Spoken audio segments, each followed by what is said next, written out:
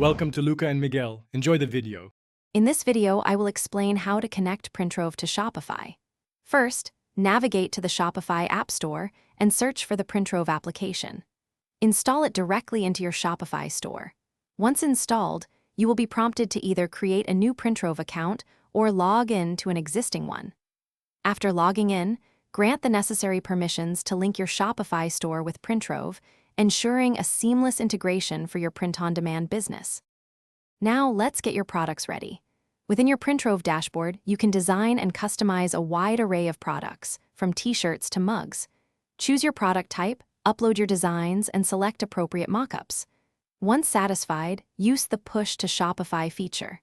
This action automatically creates the product listings in your Shopify store, complete with images, descriptions, and pricing, saving you valuable time. Once your products are live, managing orders becomes effortless.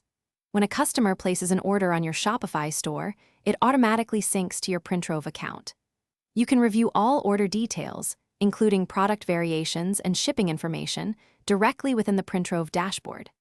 Printrove then takes over, handling the entire fulfillment process, from printing and quality checks to secure packaging and shipping directly to your customer.